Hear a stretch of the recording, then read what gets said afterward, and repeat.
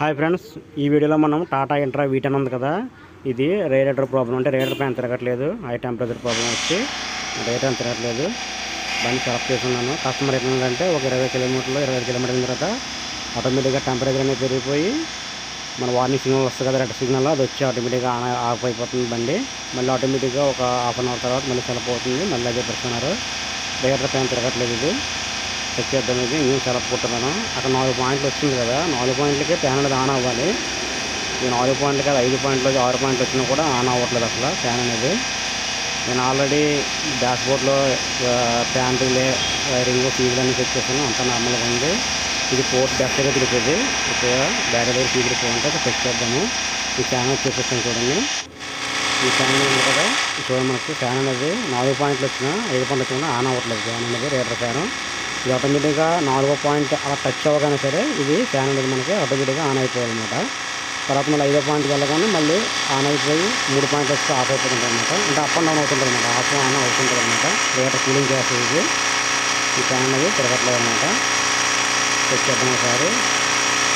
Okay, high temperature full high temperature వచ్చేస్తుంది అనమాట. 5 పాయింట్లు వచ్చిన తర్వాత మనకి వార్నింగ్ సిగ్నల్ వస్తుంది కదా, ఇక్కడ కనుక 6 పాయింట్లు వచ్చిన తర్వాత వార్నింగ్ సిగ్నల్ కూడా వస్తుంది. ఆటోమేటిక్గా మనకు బండి అనేది వెహికల్ అనేది స్టాప్ అయిపోద్ది అనమాట. ఇంకా చెక్ చేద్దాం కంప్లైంట్ అనేది.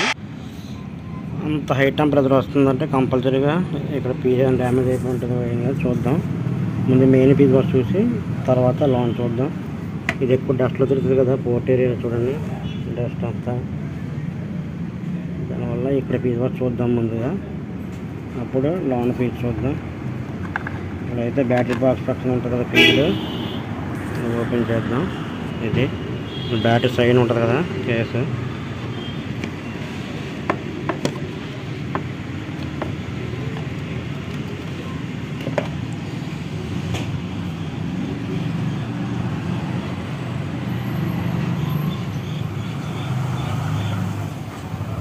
పీజ్ బాక్స్ అలా అయిపోయింది.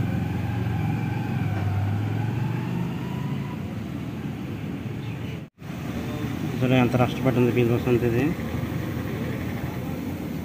ఇది డైరెక్ట్ మెయిన్ పీజ్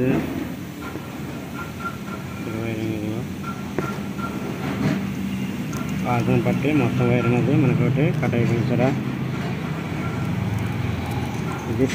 ఇది ఫ్యాన్ మెయిన్ పీజ్ అనమాట. తర్వాత చూడండి, ఇదంతా రస్ట్ పడేసినాయి వైర్లన్నీ. ఇక్కడ కానీ పీజ్ బాక్స్ మొత్తం మెల్ట్ అయిపోయింది.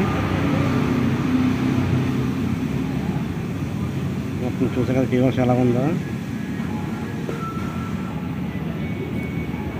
ఇది మనకి ఫ్యాన్ పీజ్ అనమాట.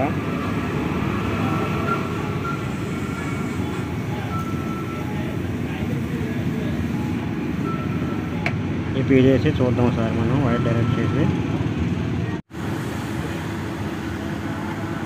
ఈ పీజ్ అయితే మార్కెట్లో అవైలబుల్ ఉంది, కానీ కింద చూసారా మొత్తం జంగు పట్టేసి ఉండట్లేదు. అందుకే ఆ ప్లేస్లో single fuse box, single fuse box 13 amps 40 amps పే చేసి వేస్తున్నాను. ఇది 40 amps పే చేస్తుంది మనకి. దీంట్లో 40 amps పీస్ తీసుకొని దీని నుంచి ఇక్కడ నుంచి బైపాస్ చేస్తాను అన్నమాట. ఇది సూపర్ కంపెనీ వచ్చి కదా సింగిల్ పీజ్ బాక్స్, దాన్ని దీనికి ఆల్టరేషన్ చేస్తాను. దీని నుంచి దీనికి కట్ అయితే ఏదో వేరు కట్ అయిపోయింది, దానికి పీజ్ ఆల్టరేషన్ చేశాను. పీజ్ బాక్స్ ఒకసారి బండి స్టార్ట్ చేసి చూద్దాం ఫ్యాన్ ఆన్ అవుతుందో లేదో. ఇంగ్లీషన్ ఆన్ చేసి సెలప్ కొట్టి ఒకసారి రేట్ చూద్దాం. టెంపరేచర్ పెరుగుతుందా లేకపోతే తగ్గుతుందా అనేది. టెంపరేచర్ పెరిగింది అంటే కంపల్సరీగా మళ్ళీ వైరింగ్ అనేది చెక్ చేసుకోవాలి. మనకి పాయింట్లు ఏమైనా తగ్గినాయి అంటే కంపల్సరీగా ఫ్యాన్ తిరుగుతున్నట్టు చూద్దాం. అది కూడా చెక్ చేద్దాం, ఫ్యాన్ తిరుగుతుందో లేదో చూపిస్తాను. అలా వెయిట్ చేయగానే 4 పాయింట్లు ఉన్నాం కదా, ఇప్పుడు 3 పాయింట్లు తగ్గించేటప్పుడు 1 పాయింట్ తగ్గింది. అంటే ఫ్యాన్ అనేది ఆన్ అయ్యింది. మనకి ప్రాబ్లం అనేది క్లియర్ అయింది అనమాట. మీకు ఎప్పుడైనా సరే ఈ టెంపరేచర్ మీటర్ ఉంది కదా, అది ఎప్పుడైనా సరే హై 4, 5 వార్నింగ్ సిగ్నల్ వస్తుందంటే కంపల్సరీగా చెక్ చేసుకోవాలి వెయిటింగ్ అనేది. లేదంటే ఆగుతుంది మళ్ళీ ఆన్ అవుతుంది. ఏంటంటే ఈసీఎం బండి కాబట్టి ఆటోమేటిక్ కట్ అయిపోయి ఆన్ అవుతుంది. లేదంటే మామూలు బండి అయితే యాక్టివ్ అయిపోతుంది. ఇచ్చేసారు కదా, చూడలేదు. ఫ్యాన్ అనేది ఇప్పుడు ఆన్ అయింది. పెరుగుతుంది కదా, మనకు 4 పాయింట్లు వచ్చేసరికి ఆటోమేటిక్గా ఆన్ అయిపోవాలి మన ఫ్యాన్. లేదంటే కంపల్సరీగా ఏదైనా వైరింగ్ ప్రాబ్లం ఉండాలి, లేకపోతే ఫ్యాన్ ప్రాబ్లం, రిలే ప్రాబ్లం ఒకటి కాదు, వేరే వేరే ప్రాబ్లం కావచ్చు. ఈ ఫీజ్ అనే కాదు, ఇంకా వేరే వేరే ప్రాబ్లమ్స్ కూడా ఉండొచ్చు. చెక్ చేసుకుంటే మనకి క్లియర్గానే తెలుస్తుంది. లోన ఫీజ్ బజర్ ఫీజులు కానీ రిలే కానీ అలాగే వస్తుంటుంది.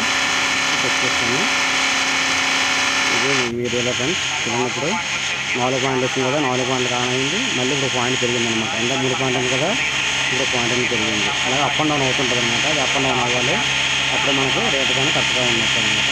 Okay friends.